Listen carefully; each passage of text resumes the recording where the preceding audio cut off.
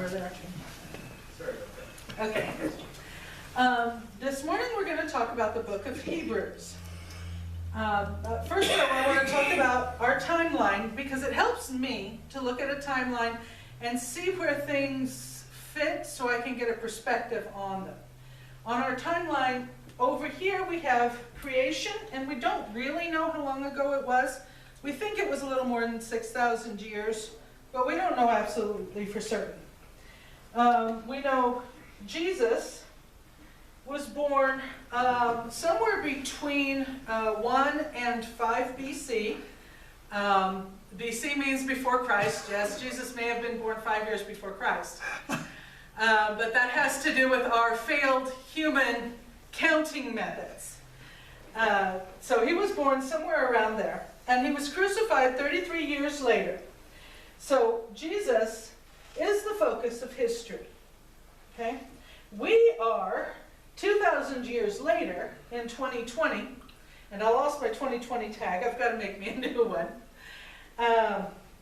But we're here, and we don't know when Jesus is coming back. We discussed that last week or the week before, that the Bible specifically says God did not tell us. He doesn't give anyone a date. Only He knows when He's coming back. So there's a big question mark for that.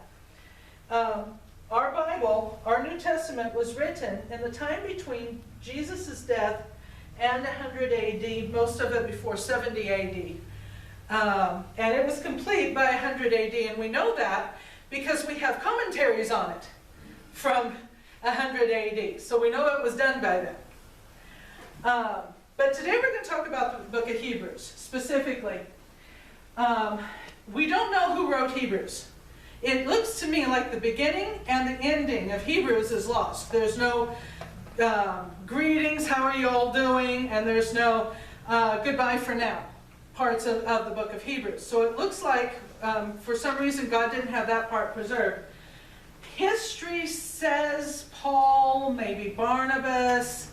Some have speculated Apollos or Timothy. We just really don't know who wrote it. Our flannel puts it with the Pauline epistles, the other books that Paul wrote. But the grammar doesn't really sound like Paul's other writings, so we just don't know who wrote Hebrews. What we do know is that Hebrews is a very important book. The author of the book of Hebrews sets out to teach the people that the author is writing to that Jesus is better. Jesus is better than the law of Moses. Jesus is better than the Levitical priesthood. Jesus is better than anything else you can find. He's just better. And the book of Hebrews explains why Jesus is better. For one thing, Jesus is our priest, but he's not a priest that's descended from Levi in the Levitical line that was detailed by Moses. He is a priest after the order of Melchizedek, who was a priest appointed by God a long time before Moses, at the time of Abraham. And we've got time. Moses is about here. Melchizedek lived about here with Abraham. And so Jesus is a better priesthood, one that doesn't end, like the Levitical priesthood did. The book of Hebrews tells us that the Bible is like a sword. And it's a very sharp sword that's sharp on both sides. And it is alive. And it can divide between the soul and the spirit. And it can discern the thoughts and intents of our hearts. And so when you read the Bible, and I've had this happen to me, when I read the Bible, it reveals to me what is really going on in my heart, and it explains things. And only a living document could do that. No document written by a human being could possibly do that. The Bible was written by God, dictated by God to the authors, and only something from God could do that, could reveal our own hearts to us. The Bible tells us, or the book of Hebrews tells us to live by faith. And it talks about all the heroes of faith throughout the Old Testament. Abraham and Sarah and Isaac and Daniel and just all of the people of great faith. And it tells us that faith is the substance of things hoped for, the evidence of things not seen. And we have our Bible book card shows us to keep our eyes on Jesus. And that's what faith is. Now, many years ago, I got the idea to paint a picture. And I believe that God told me to paint this. And this is walking by faith. And this is what it's like.